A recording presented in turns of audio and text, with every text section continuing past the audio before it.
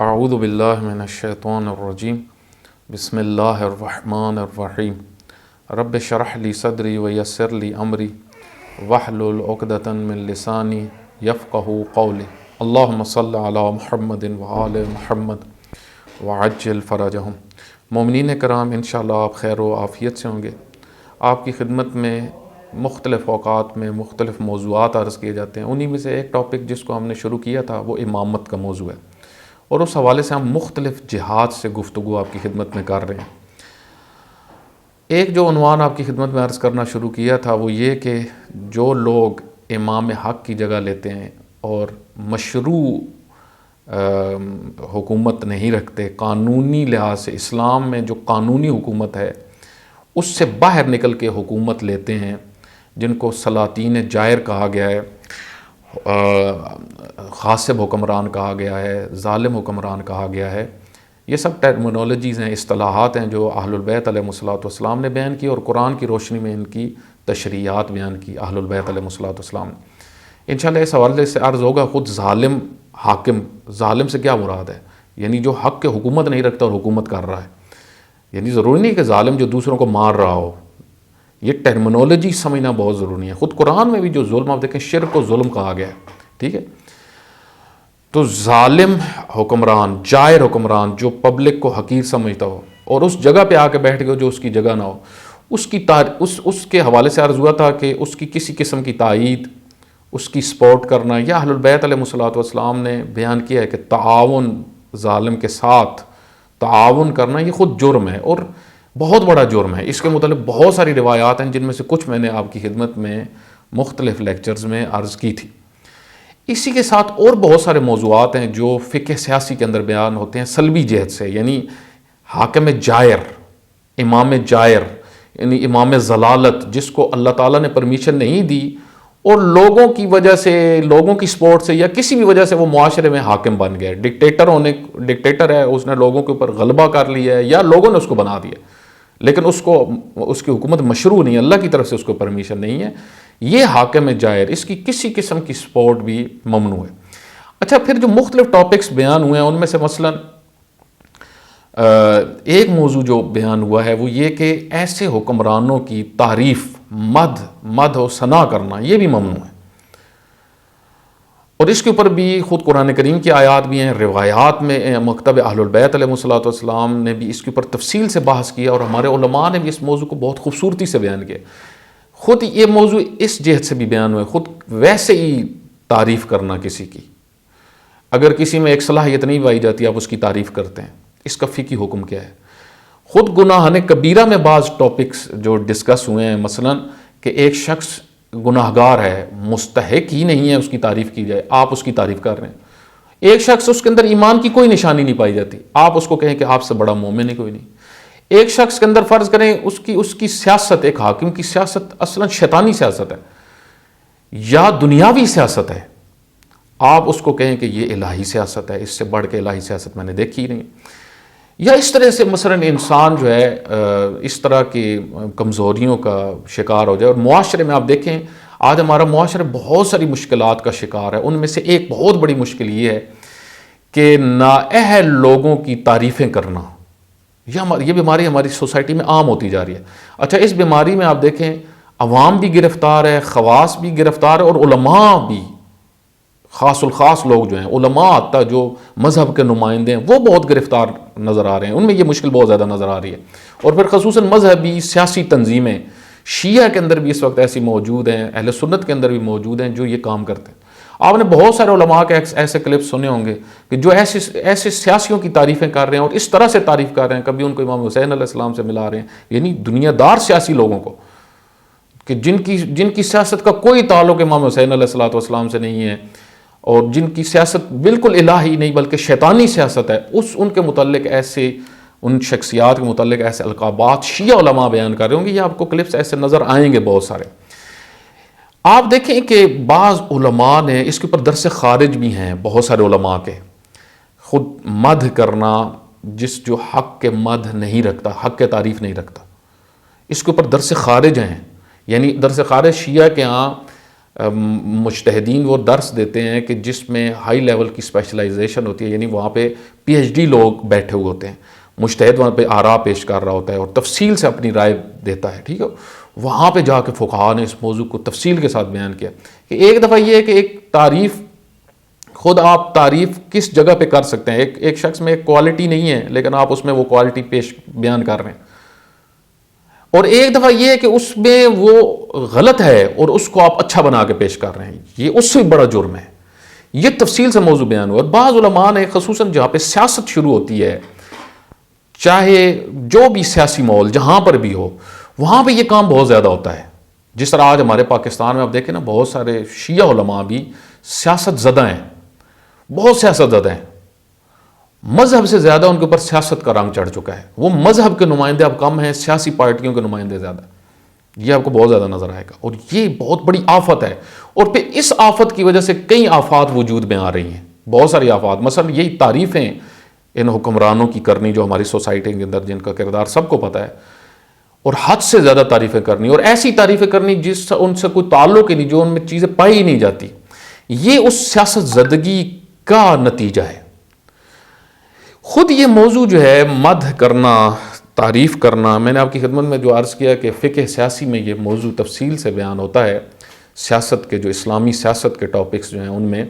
میرے پاس ایک کتاب ہے مباحث سیاسی بحر الانوار. یہ اس کے رائٹر ہیں ابو الفاضل سلطان محمدی. یہ بہت اچھی کتاب ہے، بہت علمی کتاب ہے، تقریباً 600 صفحے میں یہ کتاب ہے، اور اس کے اندر اس قسم کے موضوعات بیان ہوئے ہیں. ظالم کی تائید، ظالم حکمرانوں کی نشانیاں، اس کے بعد ظالمین کی تعریف کرنا، ظالمین کی کسی قسم کی تائید کرنا، ظالم سے کیا مراد ہے، ظالم حکمران کون ہوتے ہیں، امام جائر کون ہے، امام ضلالت کون ہے، ٹھیک ہے، یہ سب مشروع حکومت کون سی ہے، غیر مشروع حکومت کون سی ہے. یہ سب ٹاپکس اس کتاب میں انہوں نے احادیث کی روشنی میں بحار الانوار سے نکالے ہیں، ٹھیک ہے. بحار الانوار میں تفصیل سے علامہ مجلسی رحمۃ اللہ علیہ نے امامت کے موضوع بھی ڈسکس کیا، اور ظالم حکمرانوں کے موضوع کو تفصیل بہت خوبصورتی سے علامہ مجلسی نے بہت ساری روایات کے ذیل میں بیان کیا. یہاں پہ انہوں نے ایک موضوع چھیڑا ہے نہی از مدح حاکم جائر، یعنی منع کیا گیا کہ حاکم جائر یعنی جو نااہل حاکم ہے، جس کو اللہ کی طرف سے حکومت کا حق نہیں ہے، آپ اس کی تعریف نہ کریں، ٹھیک ہے. سیاست کا اگر آپ کو بہت شوق ہے تو سیاست کریں، لیکن گھٹیا سیاست نہ کریں، پست سیاست نہ کریں، جو ہماری سوسائٹی میں ہے. بہت گندی سیاست ہے ہماری سوسائٹی میں، اور اس میں علماء ابھی غرق ہو گئے. ایک مجتہد کا یہاں پہ میں درس خارج سے میں آپ کی خدمت میں عرض کروں گا، آغا محسن فقیہی، آیت اللہ محسن فقیہی، ان کے درس خارج کچھ میں نے یہاں پہ اس کو میں دیکھ رہا تھا. وہ فرماتے ہیں کہ جب ایک نااہل کی آپ تعریف کرتے ہیں، یہاں سے معاشرے میں برائی شروع ہوتی ہے. یہ آغاز ہے معاشرے میں برائیوں کا، نااہلوں کو اوپر لے کے آنا، ان کی تعریفیں کرنا. آپ دیکھیں جب فاسد حکمران، ان کا چہرہ عوام کے سامنے آتا ہے نا، حقیقت ان کے سامنے، کیونکہ عوام بعض کا اندھی عاشق ہوئی ہوئی ہوتی ہے، لیکن آہستہ آہستہ جب ان کی حقیقت سامنے آتی ہے تو لوگ ان سے دور ہوتے ہیں. یہاں پہ اب چاپلوس آتے ہیں میدان میں، چاپلوس کسی بھی علماء کی شکل میں، عوام کی صورت میں، کسی بھی کنڈیشن. یہ لکھتے ہیں، یہ کہتے ہیں کہ آپ پوری تاریخ میں آپ دیکھیں کہ ظالم بادشاہوں کے درباروں میں ایسے لوگ رہے، ان کے ساتھ اٹیچ ایسے لوگ رہے، اور 3 مین سبب ہیں خوشامد کے، یعنی 3 وجوہات کی وجہ سے خوشامد ہوئی ہے، اور خوشامد کے ذریعے سے ان حکمرانوں نے اپنی حکومت کو طاقت دی ہے، ٹھیک ہے. فرماتے ہیں پہلی بات تو یہ ہے کہ آپ دیکھیں بہت سارے حکمران خود خوشامد پسند ہیں، اور اپنے اندر ان کوالٹیز کو دیکھنا چاہتے ہیں، سننا چاہتے ہیں جو موجود نہیں ہیں. آپ دیکھیں خوشامدی اصل میں کیا کر رہے ہیں، خوشامد کیوں بری چیز ہے کہ ایک شخص میں ایک چیز نہیں ہے، آپ اس میں وہ ماشاءاللہ آپ سے بڑا تو کوئی عالم ہی نہیں ہے، ٹھیک، ماشاءاللہ جی آپ سے بڑا تو کوئی مومن ہی نہیں ہے، جس طرح ابھی ہو رہا ہے نا ہمارے ہاں جی. میں نے اس حاکم سے بڑھ کے تو عالم دیکھے، مومن دیکھا ہی نہیں ہے. اس سے ایسے تو ہم نے کم میں اتنی بڑی شخصیات نہیں دیکھی جتنی یہ ہمارے حاکم صاحب جو ہیں، ہمارے سیاسی لیڈر صاحب، ہماری پارٹی کے جو سرپرست ہیں، یہ جتنی بڑی شخصیت ہے. یا مثلا ہمیں شجاعت بے حسینی شجاعت نظر آ رہی ہے، ٹھیک ہے، شجاعت حسین میں حسینی شجاعت نظر آ رہی ہے. اس قسم کے آپ جملے دیکھیں، یہ معمولی نہیں ہیں، یہ باتیں ہیں، یہ در حقیقت سوسائٹی میں رواج دے رہی ہوتی ہیں ایک ماحول کو. بہت سارے علماء کے لیے یہ چیزیں جو ہیں وہ درس بن رہی ہوتی ہیں کہ آپ بھی ہماری طرح کریں تو آپ بھی پاپولر ہو جائیں گے، آپ کا بھی نام بن جائے گا سوسائٹی میں. اور یہ بہت پستی ہے معاشرے کی اور خصوصاً خواص کی کہ وہ اس طرح کی حرکتیں شروع کر دیں کہ جس سے جو ہے وہ لوگ مشکوک ہو جائیں، لوگوں کو حق اور باطل کی شناخت میں وہ کنفیوز ہو جائیں. یہ اور آپ دیکھیں کہ اس میں بعض افراد بہت آگے جا چکے ہیں. فرماتے ہیں کہ پہلی چیز جو ہے وہ ایسی کوالٹیز، مثلا ایک شخص فاسد ہے، ایک حاکم ہر گناہ کر رہا ہے، آپ مثلا ایک شخص آتا ہے اس کو پاک و پاکیزہ کر کے پیش کر رہا ہے اور اس کو ولی خدا. آپ دیکھیں نا، ابھی تک آپ سنتے تھے امام خمینی رحمۃ اللہ علیہ ولی خدا ہیں، ٹھیک ہے، اور واقعاً جو ان جیسا ہے وہ ولی خدا ہے جو ان جیسا ہے. لیکن ایک شخص جس کی پوری زندگی فساد میں گزر رہی ہے، بڑھاپے میں بھی اس کا فساد نظر آ رہا ہے ساروں کو، دنیا نے دیکھا ہے اس کے فساد کو، بچوں کو گھروں میں اس کے فساد کا پتہ ہے، اس طرح میڈیا سے وہ چیزیں پھیلی ہیں. اس کے متعلق یہ کہنا کہ میں پیشن گوئی کر رہا ہوں یہ ولی خدا بننے والا ہے، یہاں پہ تو آپ کے بارے میں شک ہوگا کہ آپ یہ کیا کہہ رہے ہیں اور کس بنیاد پہ کہہ رہے ہیں. یعنی آپ دیکھیں در حقیقت خوش آمدی مشکوک ہو جاتا ہے کہ یہ کس طرح یہ تعریف کر رہا ہے، کس بنیاد پہ یہ تعریف کر رہا ہے. تو جو ایسے ظالم حکمران ہوتے ہیں یا فاسد حکمران ہوتے ہیں، یا یہ پہلے بادشاہ تھے، آج بھی حکمران جو ہیں جو اپنا تسلط معاشرے میں چاہتے ہیں، اپنے آپ کو پاپولر رکھنا چاہتے ہیں، یہ پسند کرتے ہیں ایسی چیزیں. اس وجہ سے جو حقیقی مومن ہوگا، کیوں رسول اللہ صلی اللہ علیہ وسلم نے فرمایا ہے کہ جو تمہارے سامنے تمہاری تعریف کرے اس کے منہ میں مٹی ڈالو، مطلب اس کو خاموش کروا دو، خاموش کر دو اس کو. یہ روایات میں انشاءاللہ میں بیان کرتا ہوں، اشارہ کرتا ہوں. کیوں؟ کیونکہ اس سے تمہارے اندر تکبر آئے گا. تمہیں پتہ ہے میرے اندر وہ چیز نہیں ہے، مجھے پتہ ہے کہ میں کتنا مومن ہوں، مجھے پتہ ہے میری سیاست کیسی ہے، لیکن کوئی اس طرح کر رہا ہوگا تو اس سے انسان گمراہ ہوتے ہیں. تو یہ آپ دیکھیں پہلی چیز جو ہے کہ جو خائن اور فاسد حکمران ہوتے ہیں یہ خوش آمدی چاہتے ہیں. کیوں؟ کیونکہ ان کو پتہ ہے ہماری خصوصیات جو ہم میں نہیں ہیں وہ یہ لوگوں کو بتائیں گے. اچھا، دوسری اس کی وجہ کیا ہوتی ہے مثلا خوشامد کی؟ دوسری اس کی وجہ یہ ہوتی ہے کہ بعض لوگ ایسے ہوتے ہیں جن کو خوشامد پسند ہوتی ہے، یعنی گھٹیا لوگ معاشرے میں ہمیشہ ہوتے ہیں. یہ پستی کی نشانی ہے. حضرت علی علیہ الصلوۃ والسلام نے مالک اشتر سے فرمایا کہ جو وزیر تمہاری چاپلوسی کرے، یعنی تمہارے سامنے تمہاری تعریفیں لگا رہے، اس کو وزارت نہ دینا، اس سے مشورہ بھی نہ لینا، ٹھیک ہے، بلکہ جو تم پہ تنقید کرے اس سے مشورہ لو، ٹھیک ہے. یہ آپ دیکھیں رولز حضرت علی علیہ الصلوۃ والسلام نے بیان کیے. تو بعض معاشرے میں ہمیشہ آپ کو لوگ ایسے نظر آئیں گے جو خوش آمدی ہیں. آج علماء میں بھی آپ کو ایک تعداد ایسی نظر آ رہی ہے، سیاست زدہ ہیں، سیاست زدہ ہونے کی وجہ سے، کیونکہ ان کے اوپر سیاست کا رنگ چڑھ چکا ہے، گندی سیاست کا، وہ یہ کام کر رہے ہیں. تیسری وجہ جو خوش آمد کی ہوتی ہے، ایسے خوش آمدی لوگ جو کرتے ہیں، خوش آمدیں چاپلوسیاں کرتے ہیں، اس کی وجہ ماحول ہوتا ہے سوسائٹی کا. بعض کا سوسائٹی میں ایک حکمران کی اتنی شہرت ہوتی ہے، اس کا اتنا نام ہوتا ہے، وہ اتنا پاپولر ہوتا ہے، لوگ اس کی اتنی تعریفیں کر رہے ہوتے ہیں کہ کمزور ظرف کے لوگ جو ہوتے ہیں، چاہے علماء میں ہو چاہے عوام میں ہو، کمزور نفس کے لوگ، وہ اس سے بڑا متاثر ہوتے ہیں، اس چیز سے بڑا خوش ہوتے ہیں اور اس رنگ میں رنگتے ہیں. اور آپ وہ دیکھتے ہیں کہ کیونکہ پبلک اس سے خوش ہے تو میں اس کی تعریفیں کروں گا، پھر پبلک مجھ سے بھی خوش ہو جائے گی. آج آپ دیکھیں میڈیا میں بہت سارے لوگ بعض فاسد حکمرانوں کے جو بہت فضائل پڑھ رہے ہوتے ہیں، اس کی ایک وجہ یہ ہوتی ہے کہ وہ اپنی پاپولیرٹی چاہتے ہیں، اپنے چینلز کو آگے بڑھانا چاہتے ہیں، اپنے آپ کو نامور کرنا چاہتے ہیں اس ذریعے سے کہ پبلک ہمیں دیکھے گی، ہماری طرف توجہ کرے گی، ٹھیک ہے. یعنی اس ماحول سے وہ خوش آمدی فائدہ اٹھاتا ہے، جو ابھی پاکستان میں بھی آپ کو یہ ماحول نظر آئے گا کہ اس ماحول میں آپ دیکھیں بعض علماء جو اس طرح کے چاپلوس بنے ہوئے ہیں، خواص میں آپ کو نظر آئیں گے بہت سارے، وہ اس وجہ سے بن گئے ہیں، وہ ماحول زدہ ہو گئے ہیں. حالانکہ علماء کا یہ کام ہوتا ہے کہ ماحول سے لوگوں کو، ماحول جو غلط ماحول بنا ہوا اس سے نکالنا ہے. مثلا اگر نظام جمہوریت میں لوگ گرفتار ہیں تو یہاں پہ آپ نے ان کو خالص دین بتانا ہے دین نے کیا نظام حکومت پیش کیا ہے.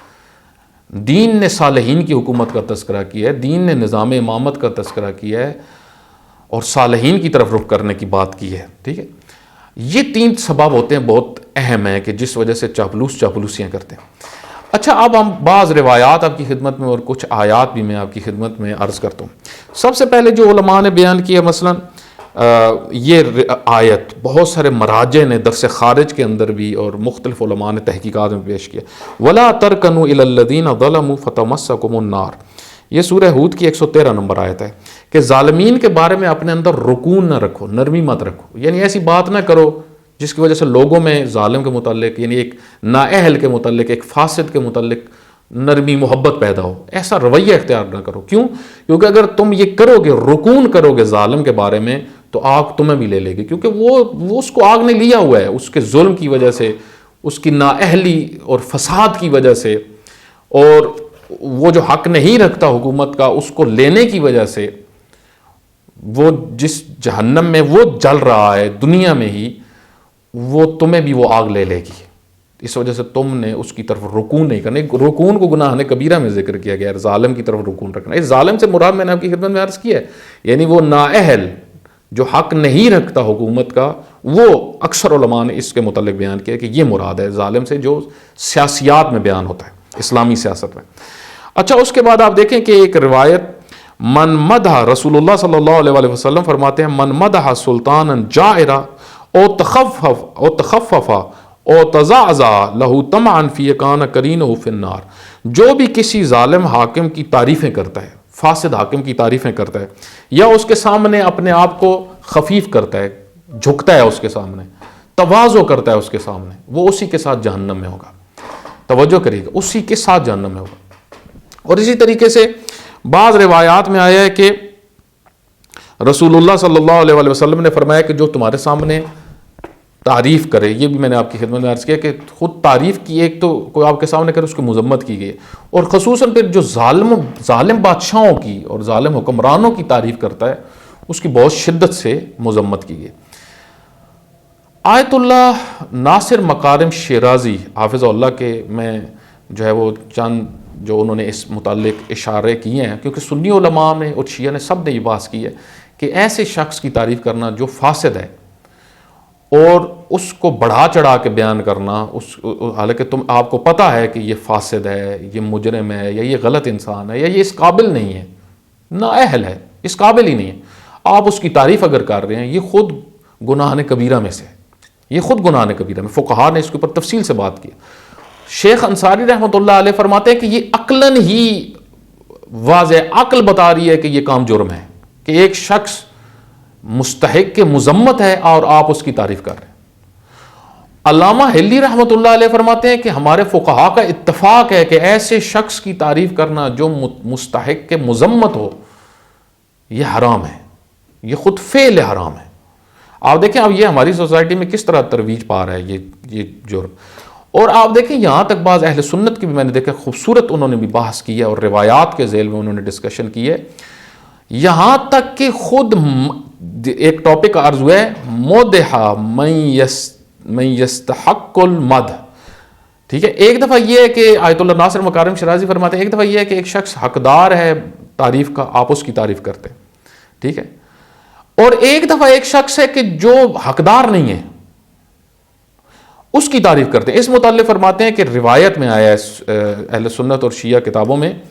کہ اذا مدح الفاجر اعتض العرش وغضب الرب. جب کوئی فاسق اور فاجر اور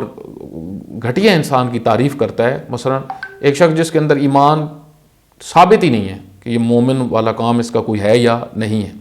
آپ کہیں کہ میں نے اس سے بڑا معاشرے میں مومن دیکھا ہی نہیں، یا اس سے بڑھ کے میں نے الہی سیاست دیکھی نہیں، یا اس لیول کی استقامت والا اور حق پہ ڈٹ جانے والا میں نے دیکھا ہی نہیں ہے، تو یہ اذا مدح الفاجر اعتض العرش وغضب الرب، جب ایک فاجر کی تعریف کی جائے اس سے عرش پروردگار لرز اٹھتا ہے. فرماتے ہیں جہاں پہ کوئی مستحق ہے تعریف کا اس کی تعریف کریں، لیکن جہاں پہ ایک شخص مستحق ہی نہیں آپ اس کی تعریف کریں تو یہ بہت بڑا جرم ہے. اور اس کے بعد الثناء باکثر من الاستحقاق،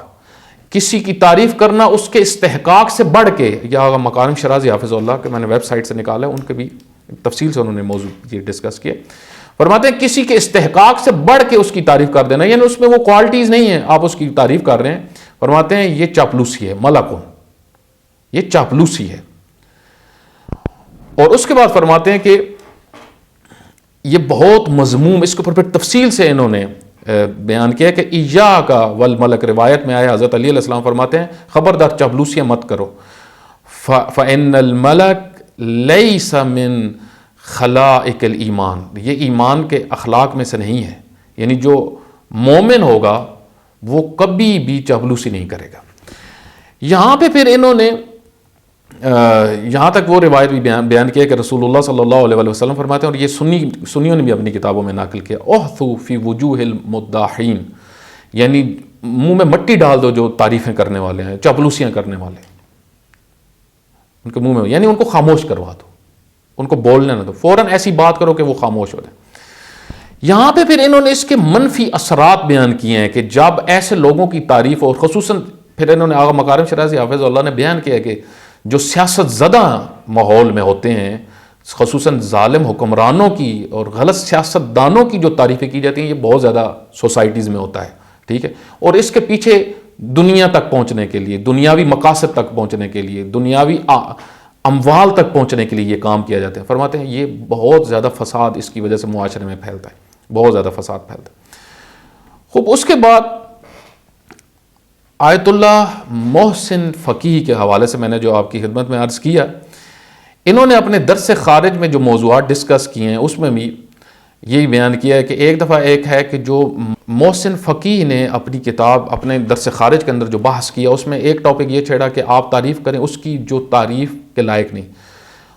یہ خود مقاصد محرمہ میں یہ موضوع شیخ انصاری رحمۃ اللہ علیہ نے ڈسکس کیا، اور انہوں نے عقلی لحاظ سے یہ ثابت کیا ہے کہ یہ گناہ ہے، یعنی یہ جرم ہے، یہ غلط کام ہے واضح طور پہ، کیونکہ منابع جو فقہی ہیں ان میں، یعنی آپ نے استخراج اگر ایک حکم کو کرنا ہے تو اس میں عقل بھی ایک حیثیت رکھتی ہے، یہ اصولی علماء اس کو بیان کرتے ہیں۔ انہوں نے کہا کہ آپ اس سے پہلے کہ روایات میں جائیں، آپ دیکھیں خود عقل کے نزدیک یہ کام مذموم ہے کہ ایک شخص میں ایک چیز پائی ہی نہیں جاتی، ایک کوالٹی پائی ہی نہیں جاتی، ایک خصوصیت پائی ہی نہیں جاتی، آپ وہ بیان کر رہے ہیں، تو یہ خود ہی عقلی لحاظ سے، اور دیکھیں عقل خود منابع دین میں سے ہے، یعنی واضح ہے یہ غلط کام ہے، واضح ہے کہ یہ غلط کام ہے۔ شیخ انصاری رحمۃ اللہ علیہ نے یہاں سے استدلال کیا، اور پھر روایات کے اندر وہ داخل ہو گئے، اور روایات کے ذیل میں بھی یہ واضح ہے، یعنی حرام۔ اچھا، پھر ایک جو بحث کی ہے یہاں پہ وہ یہ علماء نے کہ آیا خود یہ مستقلاً حرام ہے یا اس وجہ سے حرام ہے کیونکہ جب کوئی شخص کسی کی تعریف کر رہا ہوتا ہے اور وہ کوالٹی اس میں نہیں پائی جاتی تو یہ یا جھوٹ ہے یا ظلم ہے یا